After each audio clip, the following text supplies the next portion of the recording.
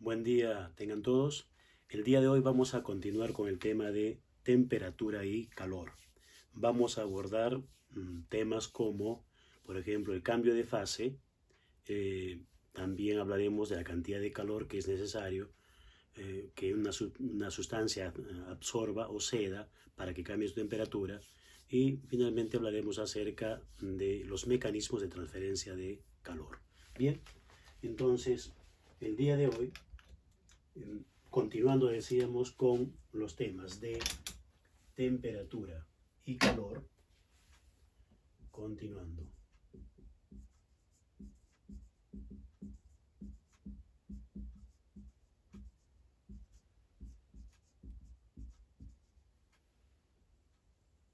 Con temperatura y calor, vamos a hablar primeramente sobre la cantidad de calor. Cantidad de calor. Muy bien. Cuando nosotros queremos elevar la temperatura de cierta sustancia, debemos darle calor a esa sustancia. O si queremos enfriar, bajarle la temperatura a una sustancia, hay que quitarle calor. Muy bien. Entonces, la pregunta es, ¿cuánto calor se necesita para esa subida o bajada de temperatura? Entonces, experimentalmente se ha encontrado que la cantidad de calor necesario para que suba una determinada cantidad de grados Celsius o baje esa cantidad de grados Celsius de temperatura es proporcional a la masa que queremos elevar la temperatura o disminuir la temperatura. ¿Qué significa eso? Significa que, por ejemplo, tomando al agua, si tenemos un kilogramo de agua a 20 grados Celsius y queremos que se eleve la temperatura a 40 grados Celsius, se le debe suministrar una cantidad de calor. Pero, si ahora tenemos no 1 kilogramo, sino 2 kilogramos de agua y queremos que igualmente se eleve 20 grados Celsius de temperatura, de 20 a 40, necesitamos darle el doble de calor. Por lo tanto, la cantidad de calor necesario es proporcional a la masa. Mientras más masa queramos calentar, más calor se va a necesitar de manera proporcional. Lo mismo, si queremos enfriar, mientras más masa sea, más calor hay que extraer de esa sustancia. Bien, por otro lado también se ha encontrado que la cantidad de calor es proporcional al cambio de temperatura que queremos obtener. Entonces, nuevamente con el ejemplo del agua. Si tenemos 1 kilogramo de agua y queremos que se eleve en 20 grados Celsius de su temperatura, vamos a necesitar una cantidad de calor.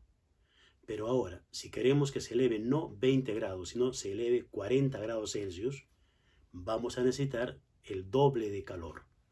Entonces, también depende de cuánto vaya a ser el cambio de temperatura.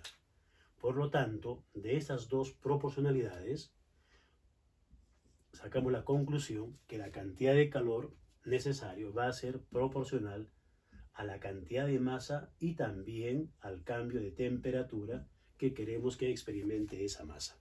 Muy bien.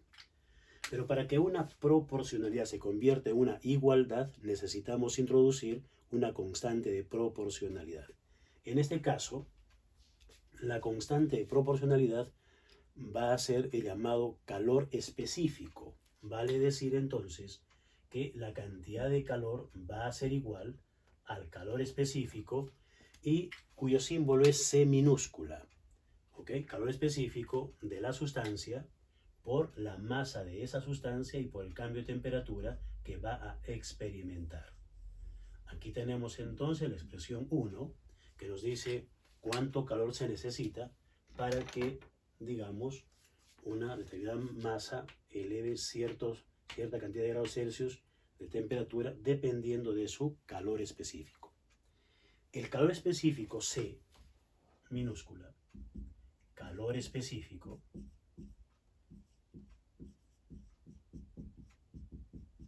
de la sustancia. Como el nombre lo dice, es propio de cada sustancia, de cada material, ¿correcto? Entonces, el oro, la plata, el bronce, la madera, el vidrio, el aire, el agua, cada uno de ellos tiene un calor específico. Muy bien, si despejamos esta expresión matemática, encontramos que la expresión para el calor específico es igual a la cantidad de calor suministrado a una determinada masa y por el cambio de temperatura que ésta va a, experimentar. Ecuación 2. Entonces, de esta ecuación vamos a ver en qué unidades se da el calor específico. Las unidades del calor específico son las siguientes. El calor específico tiene como unidades, el calor se da en joules, porque es un tipo de energía térmica, se da en joules, la masa se da en kilogramos y el cambio de temperatura lo damos en Kelvin para que esto sea estrictamente en el sistema internacional. Ahora, unas unidades alternativas a estas son siempre el joule por kilogramo y aquí hablamos de grados Celsius. Y resulta que el valor numérico del calor específico de cualquier sustancia, ya sea en el sistema internacional o en este otro sistema mixto donde aparece el grado Celsius en vez del Kelvin, el valor numérico es el mismo. ¿Por qué? Porque el cambio de temperatura en la escala Celsius es igual al cambio de temperatura en la escala Kelvin. Porque recuerden que ambas escalas son centígradas y a 1 grado Celsius le corresponde un Kelvin. Por lo tanto, la diferencia de temperatura que podamos tener en la escala Celsius es exactamente igual a la diferencia de temperatura que podamos tener en la escala absoluta Kelvin. Por lo tanto, se puede usar de manera, digamos, alternativa cualquiera de esos dos conjuntos de unidades. Bien, pero hay otras unidades que de repente son más familiares, de manera popular, que se usa más. Inclusive lo usan más los químicos, los biólogos y también los ingenieros. ¿Y cuál es esa unidad? La unidad más antigua sobre, digamos, el calor, que es la caloría y la kilocaloría. Entonces también, en la actualidad se sigue utilizando la unidad de la caloría para el calor, de manera entonces que el calor específico podemos decir está dada en calorías por gramo, grado Celsius, o lo que es lo mismo, kilocaloría por kilogramo, grado Celsius. Entonces, en cualquiera de esas dos conjuntos de unidades, también el valor del calor específico es el mismo. ¿Por qué? Acá pasamos de caloría a kilocaloría y pasamos de gramo a kilogramo. Entonces, tanto el numerador como el denominador están multiplicados por 1000, por lo tanto, el valor numérico no va a cambiar. Va a ser el mismo usando cualquier conjunto de esas dos unidades. Pero debemos tener una, digamos, una relación entre el joule y la kilocaloría o el joule y la caloría. Entonces, la relación es la siguiente, que una kilocaloría es exactamente igual a 4186 joules. Esta es la equivalencia entre la kilocaloría y el joule. Bien, entonces vamos a ver ahora lo siguiente. ¿Cuál es el calor específico del agua, por ejemplo? El calor específico del agua, vamos a poner aquí, el calor específico del agua líquida es una caloría por gramo, grado Celsius, o lo que es lo mismo, una kilocaloría por kilogramo, grado Celsius. ¿Qué significa esto? Que se necesita una kilocaloría de calor para que 1 kilogramo de agua eleve en 1 grado Celsius su temperatura. Eso es lo que significa. O aquí, que una caloría vendría a ser que se necesita una caloría de calor para que 1 gramo de agua eleve 1 grado Celsius su temperatura. Bien, si usamos esta equivalencia y en vez de la kilocaloría ponemos el joule, diríamos que el calor específico del agua sería entonces, el calor específico del agua sería 4186 joules por kilogramo, grado Celsius o Kelvin, cualquiera de ellos. Vamos a ponerlo en el sistema internacional, Kelvin. ¿Por qué he dejado eso en blanco? Porque en realidad, digamos, décadas atrás, se decía pues de que el calor específico del agua era justamente 4186 joules y por eso se hizo la equivalencia con 1 kilocaloría. Pero con las mediciones más exactas, más detalladas que se han hecho en los últimos tiempos, arroja que es 4190. Es decir, hay una diferencia apenas de 4 joules por cada kilogramo Kelvin. Obviamente que 4 joules frente a 4186 es una cantidad muy pequeñita y muchas veces inclusive se sigue usando este valor aquí, 4186 joules por kilogramo Kelvin. Pero lo estricto es 4190. ¿Ok? Bien, ese es el calor específico del agua líquida. Bien, ahora, ¿qué sucede si, digamos, la cesión de calor es lenta? Se da cantidades de calor muy, digamos, cantidades muy pequeñitas. Entonces también la sustancia va a experimentar cambios en la temperatura muy pequeños. Y eso se da, obviamente, en un día común y corriente.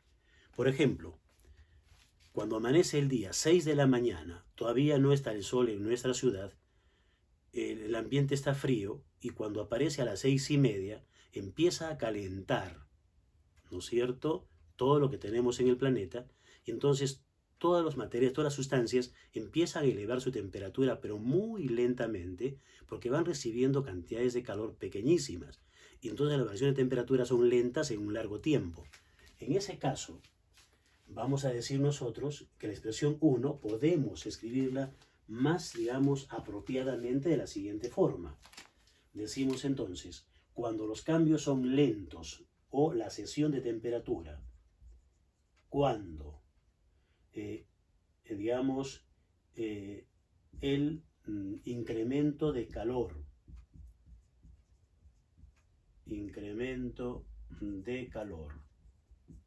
o decremento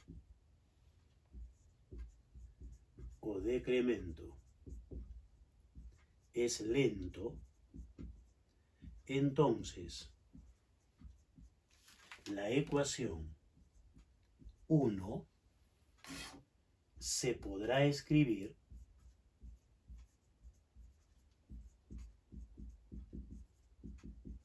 así. ¿De qué forma? Entonces recurrimos al cálculo diferencial e integral, de manera que vamos a escribir nosotros la expresión 1 de esta manera. Se está dando una cesión de calor muy lento, entonces diferencial de Q igual calor específico de la sustancia por la masa por la diferencial de temperatura. Obviamente una cantidad pequeña de calor que se esté dando o se esté cediendo va a provocar un pequeñísimo cambio en la temperatura. Bien, entonces esta expresión 3 es una expresión mucho más general que la expresión 1. Recuerden que siempre las expresiones que contienen a las derivadas o a las integrales son las expresiones más generales. Muy bien, entonces, viendo esa expresión 3, también podemos volver a despejar el calor específico y decimos, el calor específico de cualquier sustancia es igual, la masa pasa dividiendo 1 entre la masa de la sustancia por la derivada del calor respecto de la temperatura. Y aquí tenemos una expresión mucho más interesante para el calor específico. Y eso es mucho mejor, ¿por qué?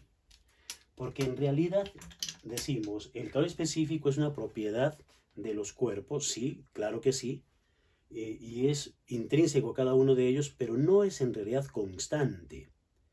Lo que tomamos son valores promedio. Por ejemplo, para el caso del agua, hemos tomado este valor para el agua líquida desde 0 grados Celsius hasta 100 grados Celsius, para toda la fase, vamos a decir, líquida. Sin embargo, ese valor numérico varía grado a grado durante la elevación de temperatura. Cuando pasa de 20 a 21 grados Celsius, de repente no es este valor, probablemente sea 4189. Cuando pasa en otro rango de 50 a 51 grados, de repente es 4191. Entonces, durante esos 100 grados Celsius, tiene pequeñas variaciones el calor específico. Entonces, en promedio, es este valor entre 0 y 100. Ahora, esta expresión que me da cantidades pequeñas, o sea, variaciones pequeñas en temperatura por calor, esta expresión sí me va a permitir encontrar grado por grado cuál es el valor del calor específico. Grado por grado. Entonces, obviamente, esa es la expresión que se ha utilizado para hacer las mediciones más exactas. Ahora, vamos a expresar esta cantidad de calor en otros términos. Vamos a utilizar el concepto de la masa molar. Decimos entonces, tomando a la masa molar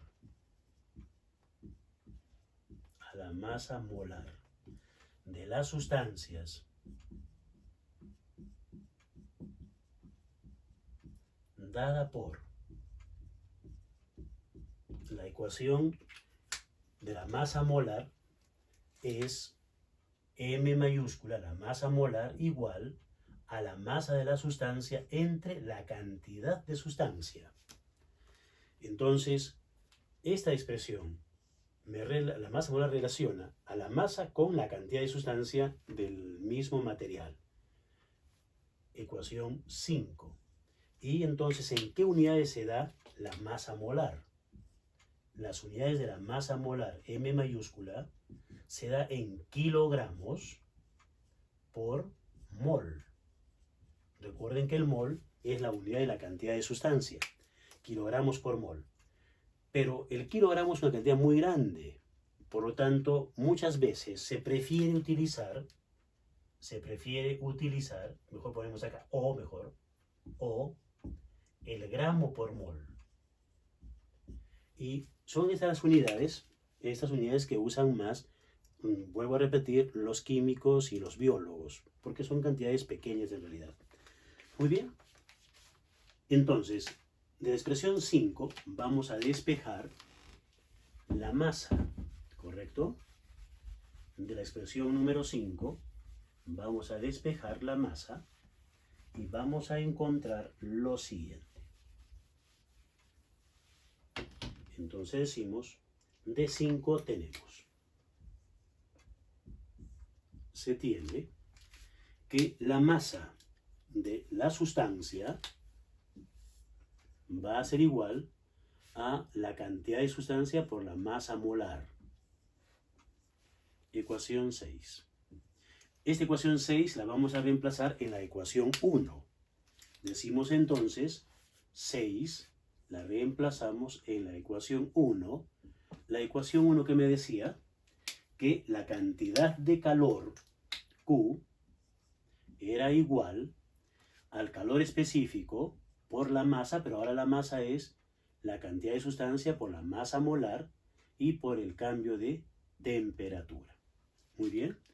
En esta expresión que le voy a llamar ecuación asterisco, decimos, en asterisco se define, en la ecuación asterisco se define a la capacidad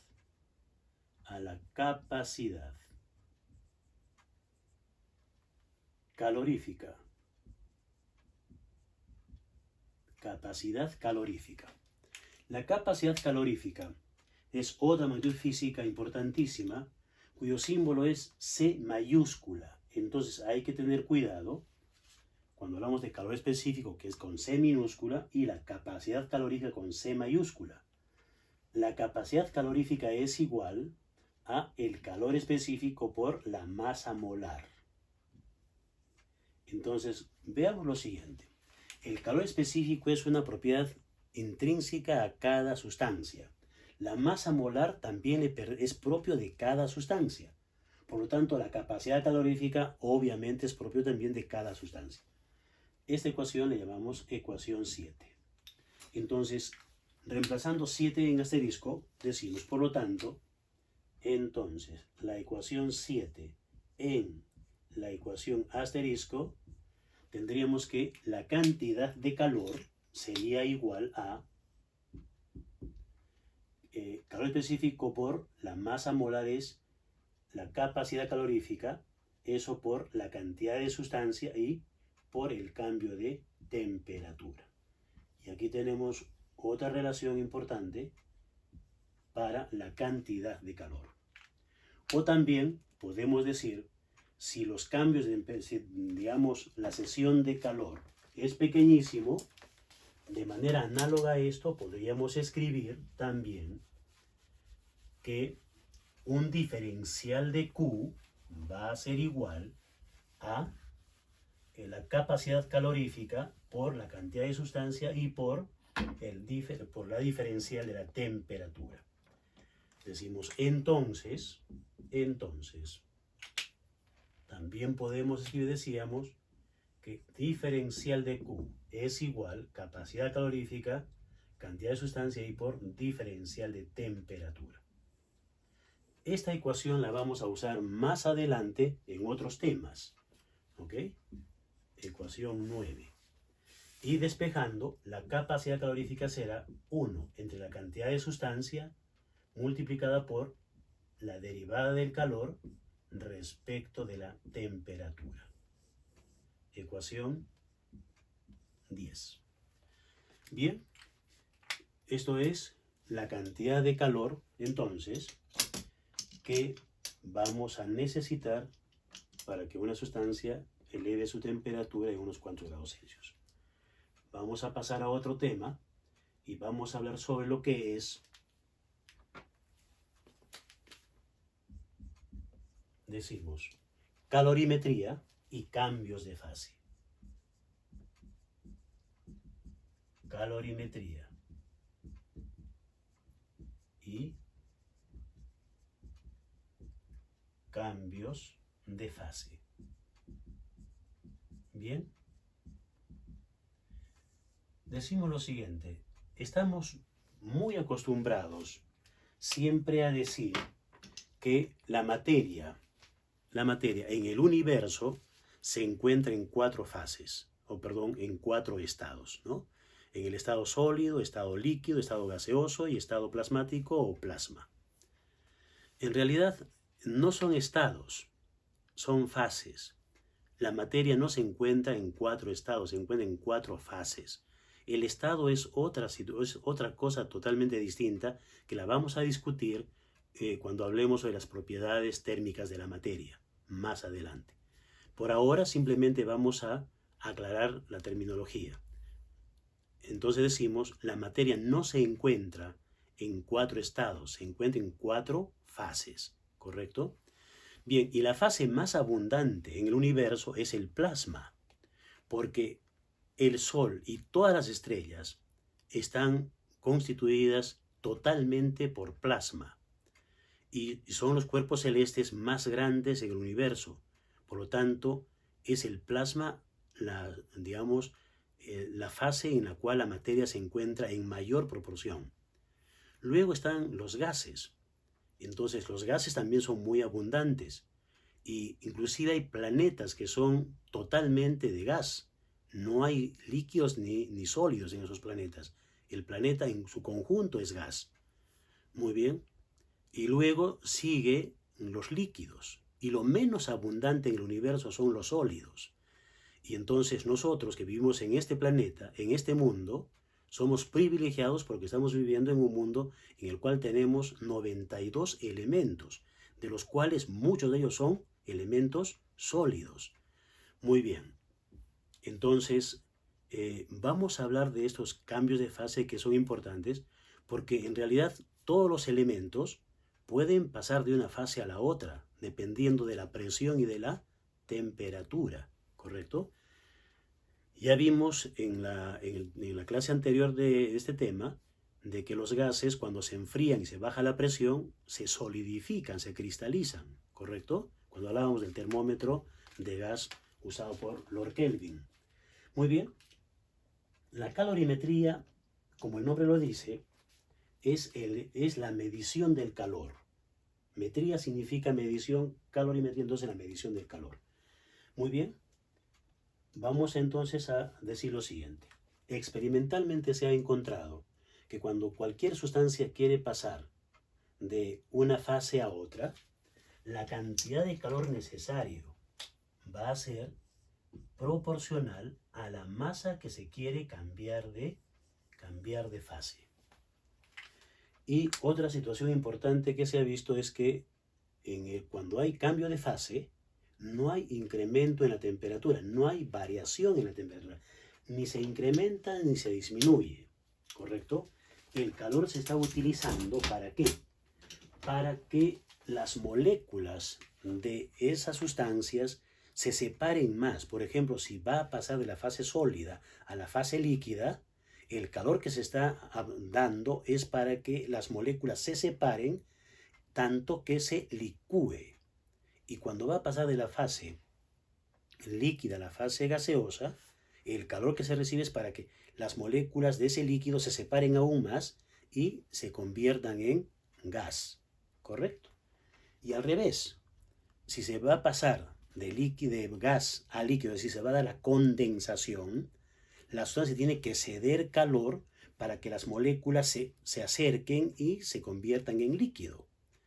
Y luego, para pasar de líquido a la fase sólida, la sustancia tiene que seguir cediendo calor para que las moléculas se acerquen aún más y se cristalice el material y se convierta en un sólido. Muy bien, entonces, para que esa proporcionalidad que tenemos aquí abajo se convierta en una igualdad, necesitamos introducir una constante de proporcionalidad. Muy bien. Y a esa constante se le ha llamado calor latente. Entonces, la cantidad de calor necesario para que una sustancia cambie de fase va a ser igual calor latente, cuyo símbolo es L mayúscula, por la masa que se quiere cambiar de fase. Ahora, esta expresión 11 la vamos a arreglar y vamos a decir, aquí tenemos un más y tenemos un menos. ¿Cuándo esa expresión es con más? Cuando la sustancia tiene que absorber calor. Y eso es para que pase, por ejemplo, de la fase sólida a la fase líquida, o para que pase de la fase líquida a la fase gaseosa. Y se usa el signo negativo cuando más bien la sustancia tiene que ceder calor, por lo tanto, eso va a ser para que pase de la fase gaseosa a la líquida o de la líquida a la sólida, ¿correcto? Bien, el calor latente entonces, L, ¿qué unidades tiene? Es calor latente. Calor latente. El calor latente tiene unidades. Al frente está el joule y la masa pasa dividiendo y estará en kilogramos. O también lo podemos dar en calorías por gramo o lo damos en kilocalorías por kilogramo. ¿Correcto? Bien, entonces, en cualquiera de esas unidades, esto, repito, es más usado por los químicos y biólogos y esto más en la ciencia física. Bien, ¿cuál es el calor latente del agua? Siempre hablamos del agua porque es nuestro elemento, ¿no es cierto?, básico. Entonces, decimos nosotros, el calor latente del agua, pero el calor latente vamos a decir de fusión. El calor latente de fusión del agua, es decir, para que pase de sólido a a líquido, o para que pase de líquido a sólido, lleva el mismo nombre, el calor latente de fusión del agua es de 79,6.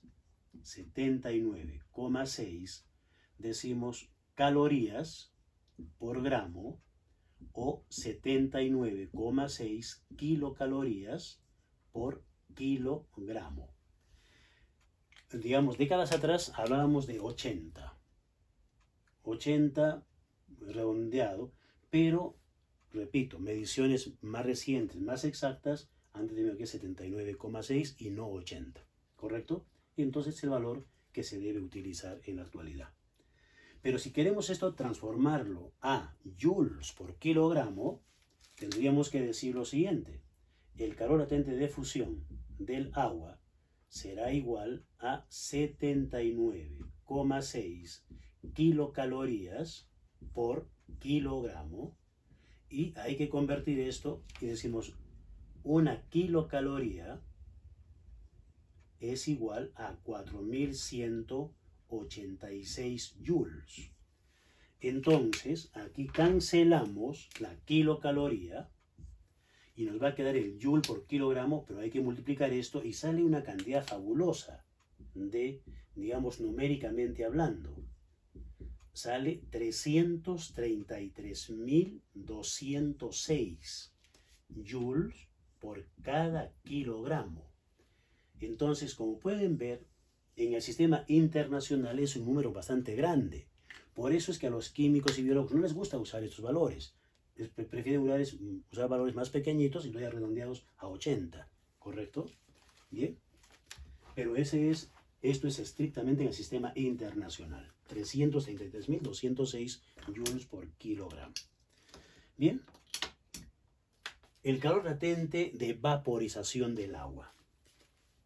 El calor latente de vaporización del agua, esto vamos a borrar, va a ser entonces el calor latente de vaporización.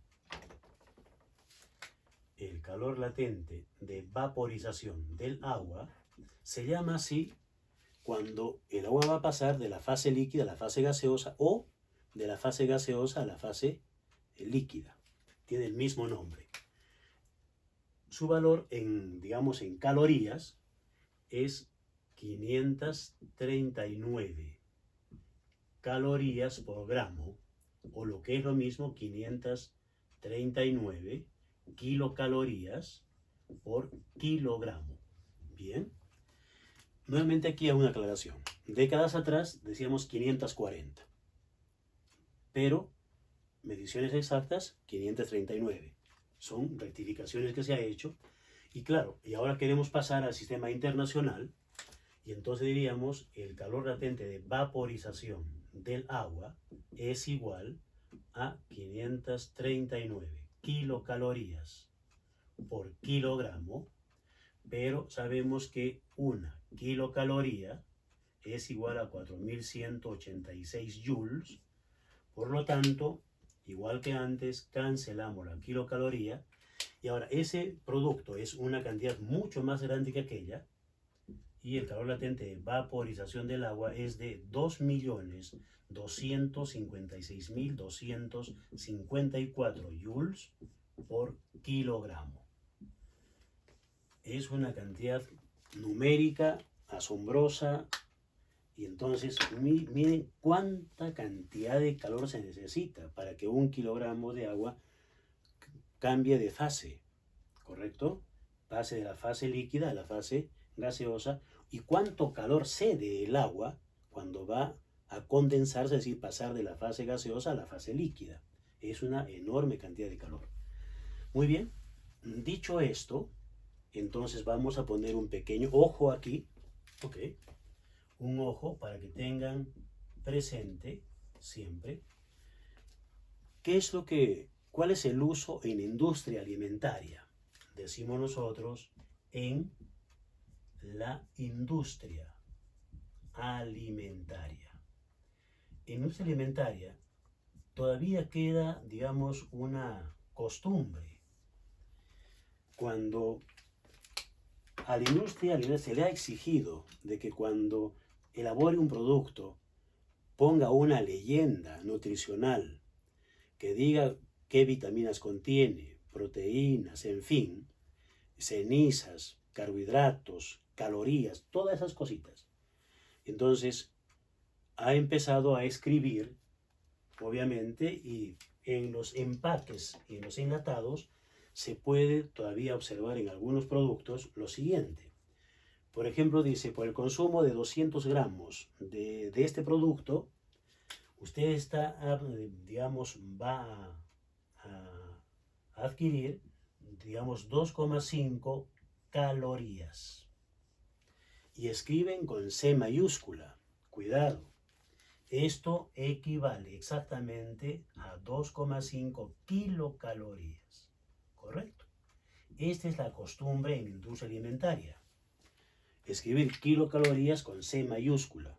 Entonces, cuando se vea en las leyendas nutricionales calorías con C mayúscula, estén seguros que son kilocalorías. Ahora, si está con C minúscula, obviamente son calorías. ¿Ok? Entonces, eso es, digamos, esta es la costumbre en la industria alimentaria que todavía persiste. Muy bien. Vamos a hacer ahora un gráfico del comportamiento del agua. ¿Correcto? El agua tiene un comportamiento. Vamos a decir, ¿cuánto calor necesita el agua para pasar de, digamos, de hielo a líquido y luego de líquido a vapor, etcétera, etcétera? Entonces, vamos a ver. Vamos a hacer una gráfica suficientemente grande para que se note.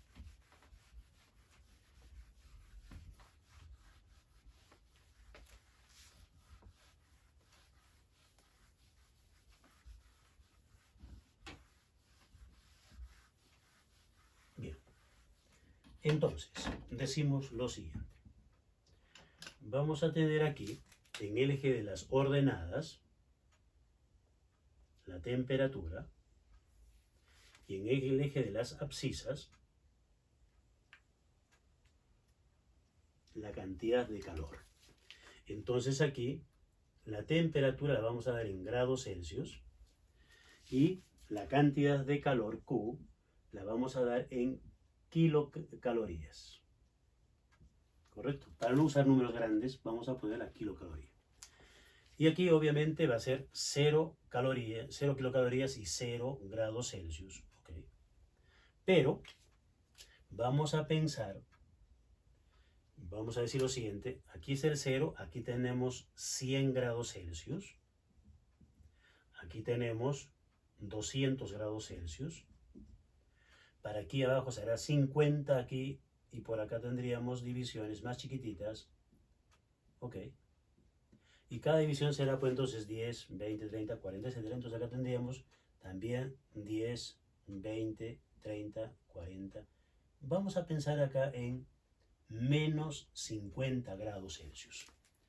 Entonces un bloque de hielo que está a menos 50 grados Celsius va a absorber calor para elevar su temperatura y llegar a 0 grados Celsius. Y entonces va a seguir esta línea ascendente. Significa entonces que ha tenido que recibir esta cantidad de calor para que se eleve su temperatura de menos 50 a 0 grados Celsius.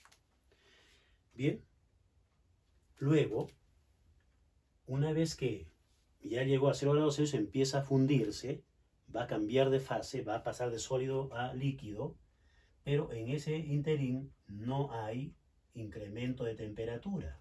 Simplemente está absorbiendo calor, pero para cambiar de fase. Una vez que todo el bloque de hielo ya se fundió, aquí en este momento, acá tenemos agua líquida a 0 grados Celsius, y ahora si le seguimos dando calor, va a empezar a elevar su temperatura para llegar a los 100 grados Celsius, que es el punto de ebullición. Entonces, vamos, para orientarme mejor, vamos a poner esto, una línea aquí. Entonces, va a subir la temperatura hasta los 100 grados Celsius. Una vez que llegó ahí, el agua empieza a hervir. Estamos hablando a nivel, digamos, del mar, a una atmósfera de presión. Va a seguir absorbiendo calor sin elevar la temperatura hasta que todo ese líquido, toda esa masa, se convierta en vapor. Obviamente hemos dicho que necesitamos mucho más calor para que pase la fase líquida a la gaseosa que para que pase de sólido a líquido. Por eso hacemos esto mucho más extenso. Y una vez que toda esa masa de agua líquida ya se evaporó, aquí tenemos vapor de agua a 100 grados Celsius. Y si seguimos dando calor, va a empezar a subir nuevamente la temperatura. ¿Correcto? A 200, 300 grados Celsius. Muy bien. Y seguramente que ya a temperaturas más altas va a empezarse a ionizarse y obtenemos el plasma. ¿Ok? Entonces ese comportamiento de ida y también va a ser de regreso igual. Entonces aquí vamos a poner lo siguiente. Aquí ha estado presente el calor latente de fusión. ¿Cuánto? 79,6 kilocalorías por kilogramo. ¿Correcto? Aquí ha estado presente el calor latente de vaporización, igual a 539 kilocalorías por kilogramo. Aquí el calor específico del agua líquida, calor específico del agua, pero en su fase líquida, igual a ¿cuánto? Igual a 1 kilocaloría por kilogramo. Y aquí cuando era hielo, bueno, acá es el calor específico del agua, pero cuando es hielo. ¿Y cuánto vale? Aproximadamente 0,5 kilocalorías por kilogramo. Y aquí, cuando ya es vapor, el calor específico del agua en su fase de vapor, gas, es también aproximadamente 0,5 kilocalorías por kilogramo, igual que en su fase de hielo.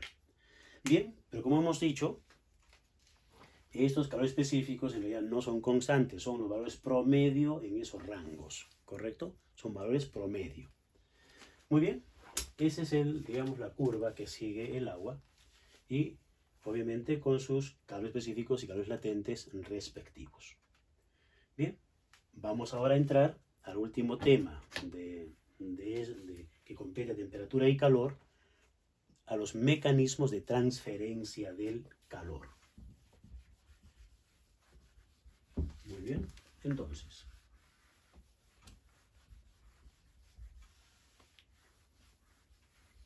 ponemos aquí mecanismos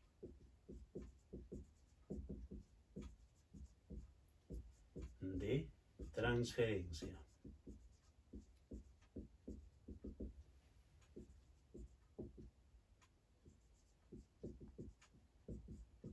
del calor. Muy bien. Entonces, digamos, es muy importante analizar los mecanismos de transferencia del calor porque eso tiene que ver con otro principio, el principio de conservación de la energía, ¿correcto? No solamente se conserva energía mecánica, también energía en general. Y dentro de esas energías también está, obviamente, la energía térmica o calor. Entonces, hay mecanismos con los cuales el calor puede transferirse de una sustancia a otra, de un cuerpo a otro. ¿Y cuáles son esos mecanismos? Son 3 en realidad. Vamos a ver el primer mecanismo, ponemos A, es por conducción. El mecanismo de transferencia por conducción es muy familiar a todos, ¿correcto? Por ejemplo, por la mañana o por la noche, cuando te vas a servir una taza de té, una taza de café, y evidentemente el agua está hirviendo, está caliente ese tecito, ese café, y tú pones la cuchara de metal, y si te distraes y la dejaste dentro de esa taza, esa cuchara de metal, cuando luego la vas a tocar, está que quema. ¿Qué pasó? Que el metal es un excelente conductor del calor.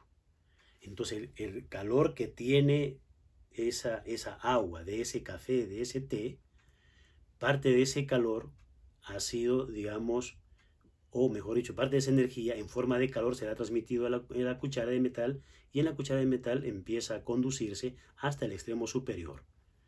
Muy bien. Por esa razón, muchos utensilios de cocina son de madera, ¿correcto? Porque, claro, las amas de casa van a estar preparando los alimentos y van a estar de repente probando y van a estar de repente removiendo, ¿no es cierto?, lo que están preparando, y hacerlo con un utensilio de metal. Obviamente ese metal se va a calentar y va a ser un poco molestoso, pero utilizar una cuchara de palo está bien, no se va a calentar porque la madera es un excelente aislante térmico. Bien.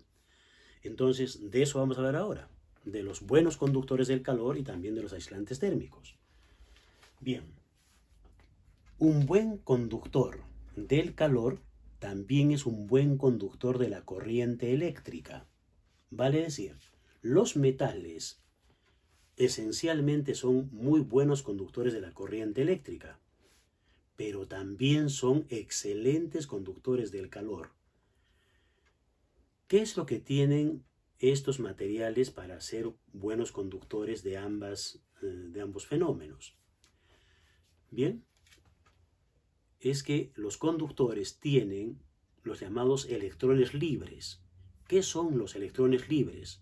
Son los electrones que están en la última órbita de los átomos. Por ejemplo, el cobre, que es un muy buen conductor eléctrico, tiene 3 electrones en su última órbita. Esos 3 electrones son ya denominados electrones libres. ¿Por qué se llaman así? ¿Porque están ahí libremente vagando en el material y van y vienen en cualquier sentido? No, no es así.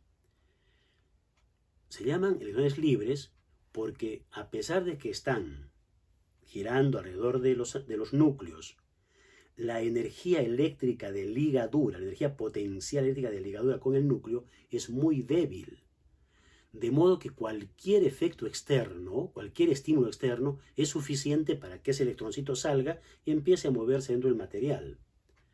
En el caso eléctrico, ¿cuál es el estímulo? La diferencia de potencial que le puede dar una pila, una batería o simplemente Charcani quinto, ¿correcto? Entonces la diferencia de potencial eléctrica en los extremos de esos conductores es suficiente para que los electroncitos libres adquieran, digamos, experimenten una fuerza eléctrica que los saque de órbita y empiece a desplazarse en un determinado sentido, constituyendo la corriente eléctrica. Lo mismo sucede con el caso de la conducción del calor. Hemos dicho que, digamos, un cuerpo caliente, ¿no es cierto?, tiene la facilidad, la propiedad de ceder parte de su energía en forma de calor a los menos calientes. Entonces, cuando un metal está recibiendo energía en forma de calor, ese calor lo gana, y cuando lo gana, no tiene como calor, sino lo que hace es aumentar la temperatura. Y al aumentar la temperatura, ¿qué significa? Que está aumentando el grado de movilidad, de excitación, digamos, de agitación de las moléculas. Y entonces, si las moléculas también vibran con mayor frecuencia, con mayor amplitud, porque están ganando energía, también los electroncitos giran más rápido y los de la última órbita se escapan. Y entonces esos electrones libres chocan con otros electrones libres, los átomos que se están moviendo con mayor amplitud, mayor frecuencia, se chocan entre sí y los choques producen calor. Cuando uno se golpea las manos, va a producir calor. Y entonces los choques a nivel molecular, los choques que provocan los electrones libres que están súper excitados por ese incremento de energía, obviamente hace que se transmita o se eleve la temperatura digamos, de uno a otro, transmitiendo el calor de uno a otro. Muy bien, entonces ese es el mecanismo. Ahora, ¿cuál es la expresión matemática que explica esta conducción del calor? Para esto vamos a suponer que tenemos nosotros aquí una fuente a alta temperatura. Entonces decimos, esta es una fuente de temperatura caliente, ¿correcto? Y luego, aquí, en contacto con esa sustancia que está muy caliente, colocamos una barra de metal, que es un excelente conductor del calor, ¿ok? Pero que en este extremo está unido a un recipiente o una fuente, vamos a decir,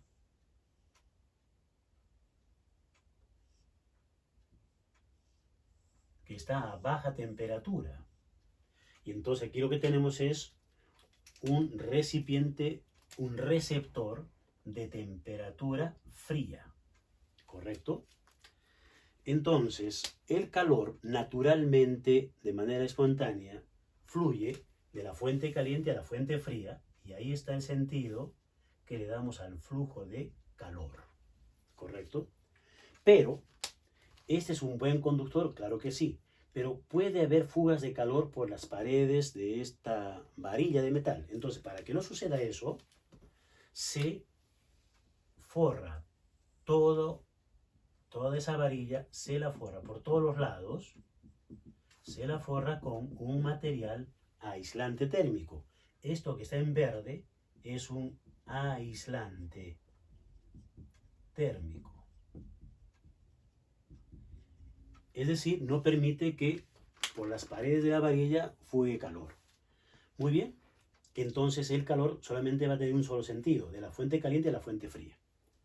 Vamos a decir además que la longitud de esta varilla es L. Y el área de la sección transversal de la varilla va a ser A, el área transversal.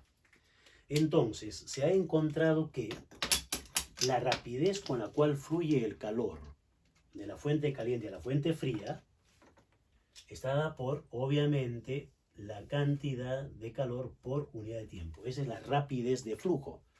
Pero observemos, el calor es energía y se da en joules. El tiempo se da en segundos. Y cuando tengo joule entre segundo o energía entre tiempo, eso es potencia. Entonces, esta es la llamada potencia térmica. Su símbolo es H mayúscula. La potencia térmica es H mayúscula y es la potencia térmica de todo el sistema en conjunto. Muy bien. Esa potencia térmica, entonces, ¿a qué es igual? Es igual al área de la sección transversal de la barra multiplicado por la diferencia de temperatura entre la fuente caliente y la fuente fría, inversamente proporcional a la longitud de la barra. Entonces, ¿qué significa esto? Que mientras mayor sea el área de la sección transversal, va a favorecer el flujo del calor. Mientras mayor sea la diferencia de temperatura entre las fuentes, también mayor va a ser el flujo de calor. Y mientras más larga sea la varilla, más lento va a ser el flujo de calor. Pero no es suficiente esto. Tanto A como L son parámetros geométricos de la varilla. Y delta T es la temperatura de las fuentes. Pero, ¿y qué tiene? Pero lo que falta ahí es en sí la estructura molecular del material que conduce. Entonces, aquí falta lo que se llama, con K minúscula, lo que se denomina la conductividad térmica de los materiales. ¿Correcto? A esta ecuación le vamos a llamar ecuación 12. Muy bien. Entonces, aquí tenemos nosotros que, bueno, vamos a decir entonces que K es la conductividad térmica del material. Es la conductividad térmica del material. ¿Claro? Entonces, cada material tiene su propia conductividad. El hierro, el cobre, el oro, la plata, la madera, el vidrio, etcétera, etcétera. Obviamente, los que son buenos conductores de calor tienen una conductividad alta. Y los que son aislantes, una conductividad muy pequeñita. Muy bien, casi cero. A es el área. Área de la sección transversal. Transversal de la barra de metal del conductor. Delta T, la diferencia de temperaturas. Diferencia de temperatura.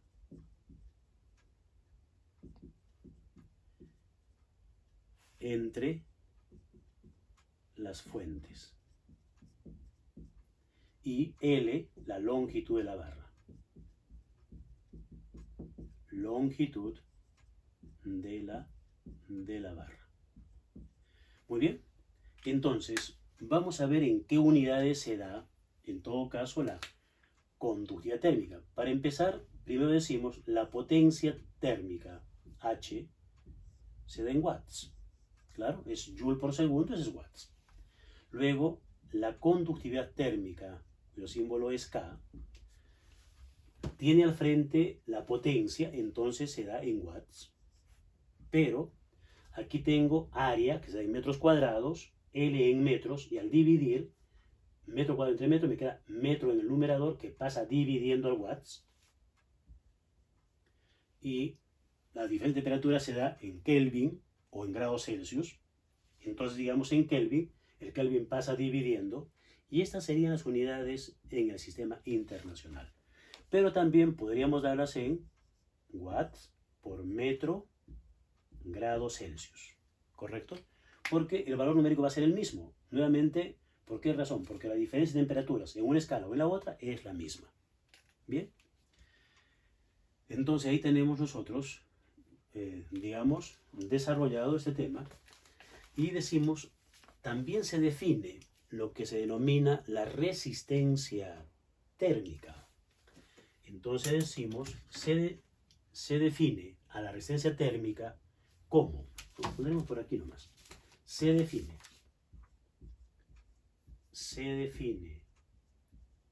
a la resistencia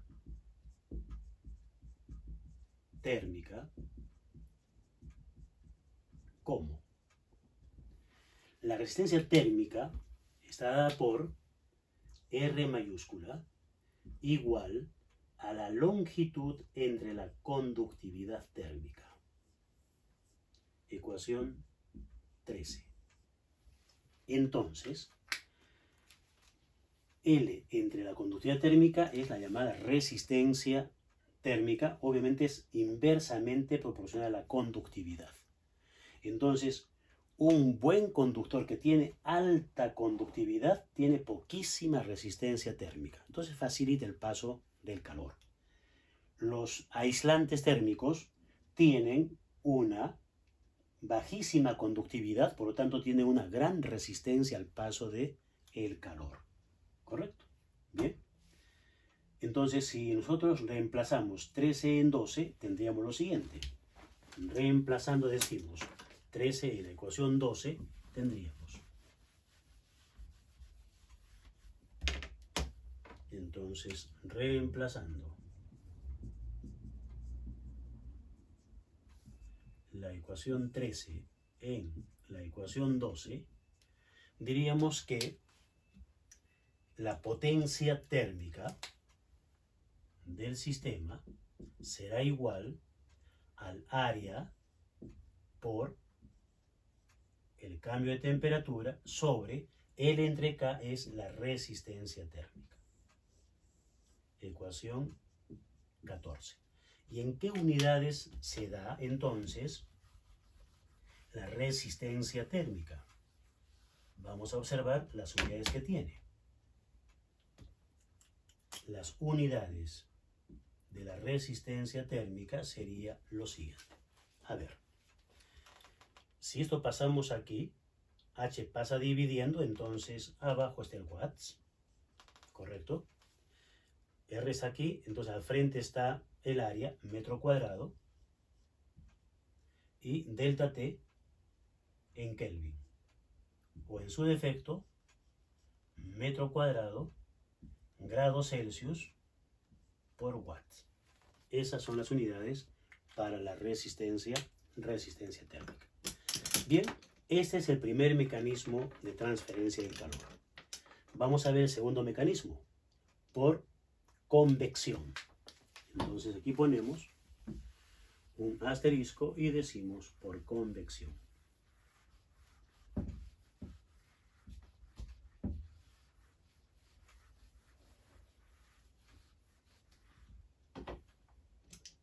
B por convección.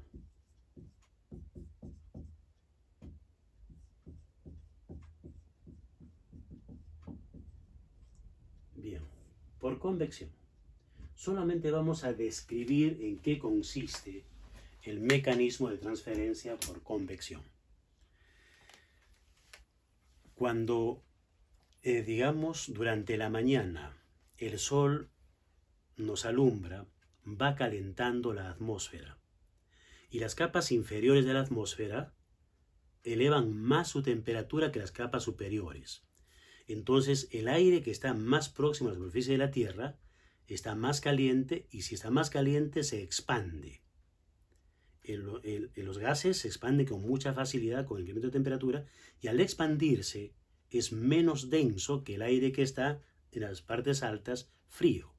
Por lo tanto, como es menos denso, va a empezar ese aire caliente a subir a las partes altas, y de las partes altas va a bajar ese aire frío. Son los vientos, entonces, ¿correcto? Por lo tanto, el calor que estaba cerca de la superficie terrestre, ahora ese calor está en las partes altas de la atmósfera. Entonces ha habido una transferencia de calor, pero ha habido remoción de masa. Por la remoción de masa, el desplazamiento de masas calientes de aire, es que transportan el calor de una zona a otra zona, ¿correcto? Lo mismo sucede en los mares, en los océanos. Las corrientes de agua caliente, de agua fría, la corriente del Niño, la corriente de Humboldt. Entonces, masas de agua caliente en una zona de los océanos empieza a desplazarse hacia las zonas frías. Entonces transportan el calor de partes calientes hacia zonas frías, pero con remoción de masa. A eso se le llama el mecanismo de por convección, cuando hay desplazamiento de masas calientes. Obviamente esto se da solamente en los fluidos, gases y líquidos, ¿correcto? No puede darse en los sólidos, porque el sólido no se puede desplazar, ¿correcto? Muy bien, en eso consiste, y entonces es una gran ventaja, digamos, o tiene una muy buena importancia, y tiene, digamos, en la vida de los animalitos, sobre todo de submarinos. Eso, digamos, es muy importante, porque los peces suelen, vamos a decir, a desovar en ciertas zonas, en ciertos corales desovan, ¿no es cierto? Y ahí van a nacer los nuevos pececitos, y van a estar más o menos un tiempo hasta cuando están más o menos grandecitos, y luego de ahí se van a otra zona, ¿correcto? A otra zona del océano, y cuando ya son maduros y quieren ya aparear, si quieren desovar, van a regresar donde nacieron, donde estuvieron antes. Ese es el movimiento normal en los océanos. Entonces, un ejemplo claro es de los salmones. Los salmones tienen una zona donde desovan y una zona donde viven. Para desovar tienen que ir necesariamente a esa zona, a esos corales donde hay un clima, un agua, una temperatura adecuada para el desove, y eso es periódico, obviamente.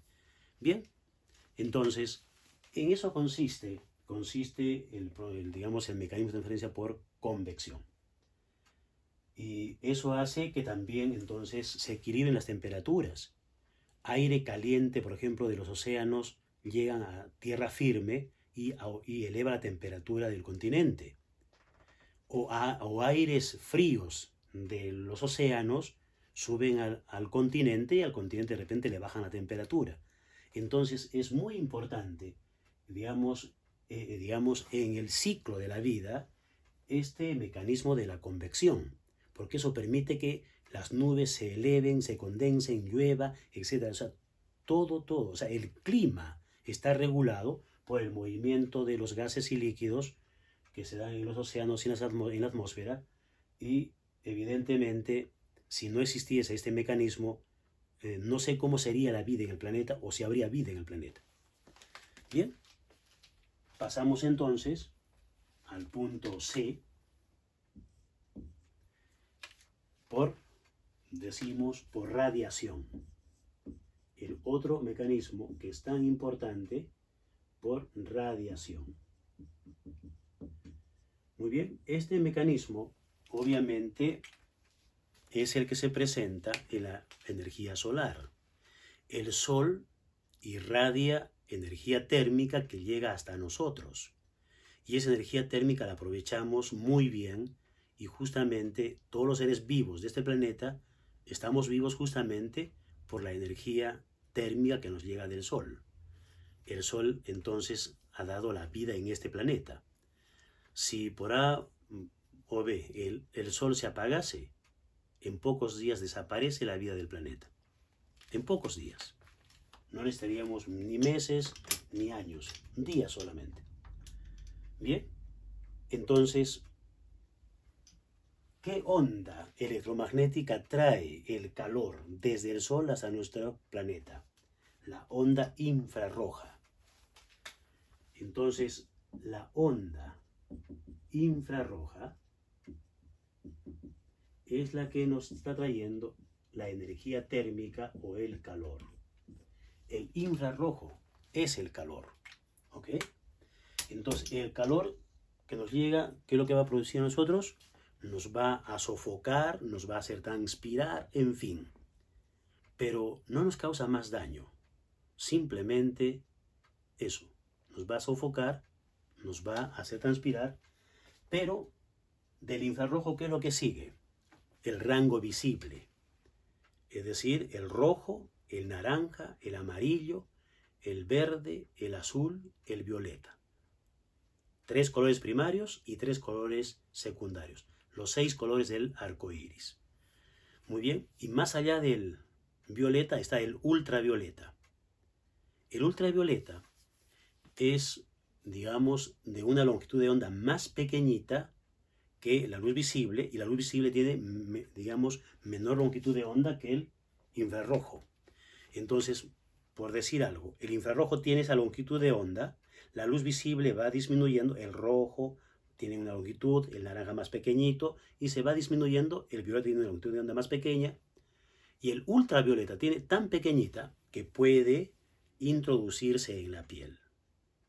Ya la radiación ultravioleta es tan pequeña su longitud de onda que se mete en la piel y empieza a interactuar con las células de la piel. Y cuando esa radiación ultravioleta es muy alta, empieza a matar las células de la piel. Y ahí es donde uno siente ardor. Entonces no hay que confundir el calor con el ardor. El calor te da el infrarrojo, te hace transpirar, te sofoca, pero no te hace arder la piel. El ultravioleta, que se mete en la piel, mata las células, y la muerte de las células es el ardor que uno siente. Por eso se recomienda el uso de los bloqueadores solares, que son capas que se ponen encima de la piel, que no permite el paso del ultravioleta. Y se protege la piel. Es una coraza entonces. Muy bien. Decimos aquí, ¿cuál es la expresión matemática para, digamos, esta transmisión de calor por radiación? Hablaremos de la potencia entonces térmica por radiación. Aquí tenemos la cantidad de calor por el tiempo que se está transmitiendo por radiación, es la potencia térmica H. En este caso, esto es igual a A por E minúscula por sigma y por la temperatura a la cuarta.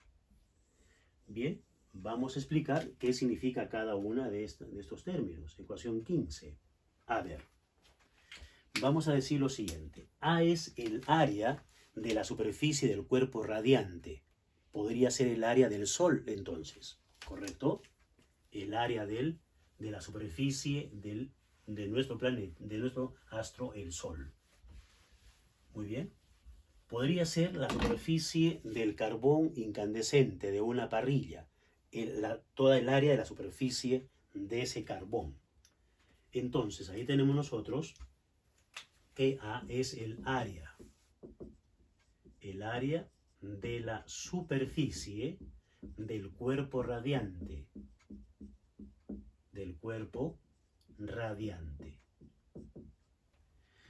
E es la emisividad térmica. La emisividad térmica es una cantidad adimensional, no tiene unidades. Es adimensional.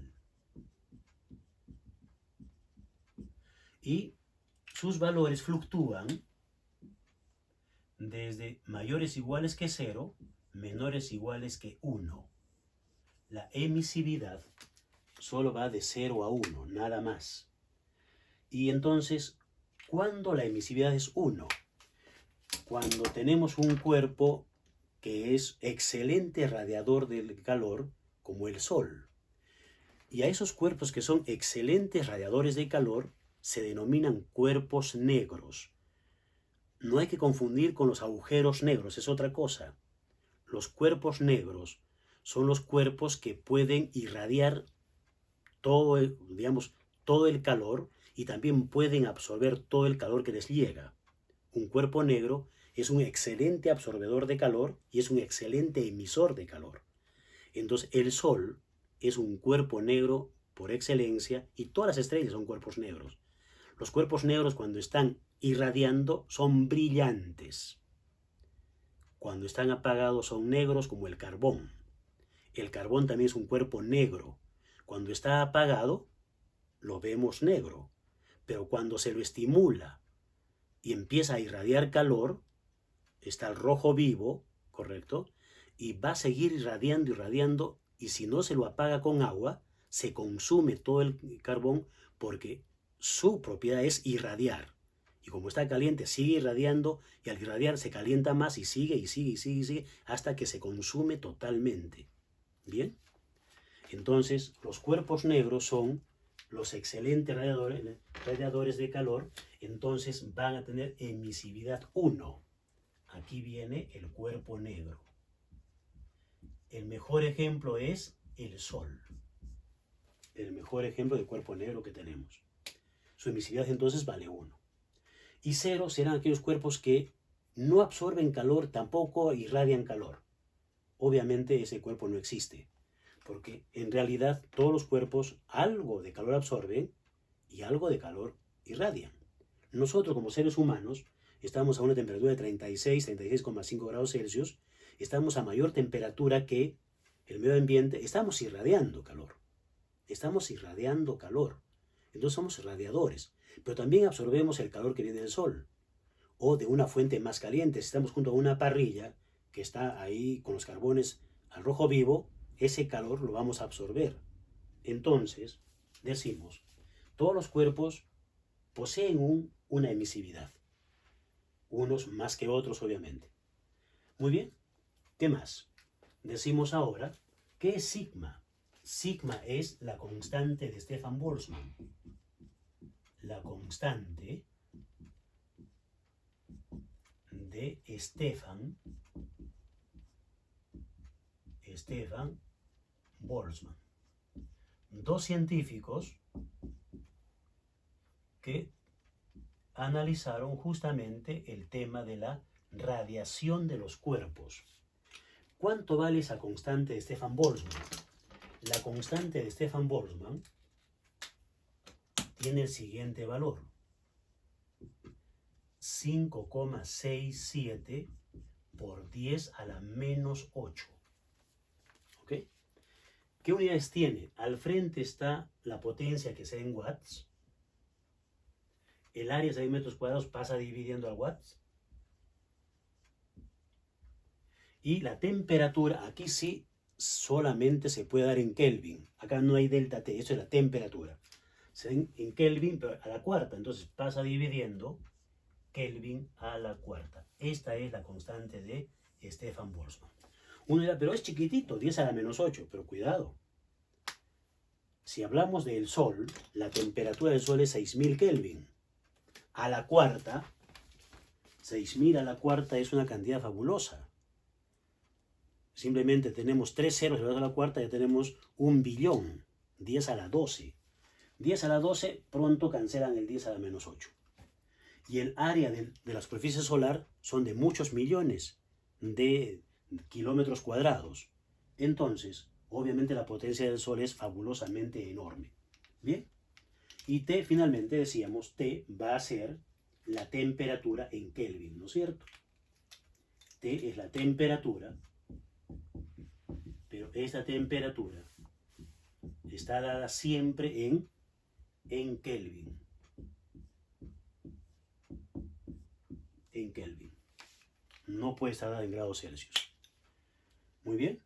Esa es la potencia entonces térmica de los cuerpos radiantes. Y, repito, el cuerpo negro por excelencia es el Sol. Y para terminar, un comentario. ¿Cuánta de esa energía térmica que irradia el Sol intercepta la Tierra? Podríamos decir que nada, ¿correcto? ¿Por qué? Acá un pequeño esquemita. Y con esto terminamos el día de hoy. Y espero que les haya gustado la clase. El Sol tiene un diámetro que es 100 veces mayor al diámetro de la Tierra. 100 veces mayor. Entonces, si yo dibujo aquí este puntito, ese puntito es la Tierra. Que si yo empiezo a dibujar 100 puntitos en línea, probablemente consiga lo que es el diámetro del Sol. Entonces, este astro, frente a nuestro planetita, Tierra, el Sol irradia en todas las direcciones. Entonces, para todas, ¿qué es lo que llega a la Tierra? Solamente llega eso. Y entonces, como estamos tan lejos, tan chiquititos, y es tan chiquitita la Tierra, pareciera que los rayos solares son paralelos, y nos llegan en forma paralela a la Tierra. Pues cuando en realidad los rayos del Sol no son paralelos, ¿no? Son radiales. Está irradiando en todos los sentidos. Entonces, en realidad los rayos del Sol no son paralelos. Pero como la Tierra es tan pequeñita, todo lo que llega a la Tierra parecen rayos paralelos. Entonces, ¿cuánta energía térmica interceptamos? Nada. En realidad, una cantidad muy, digamos, despreciable de todo lo que irradia el Sol. Entonces, ¿cuánta energía se está perdiendo? No podemos calcular la cantidad de energía que está perdiendo. Del Sol podríamos calcularlo. Y del resto de astros, que son mayores que el Sol, entonces hay mucha energía en el universo que se está perdiendo. Muy bien, con esto hemos terminado el día de hoy. Tengan un buen día. Nos vemos en una próxima oportunidad. Chao.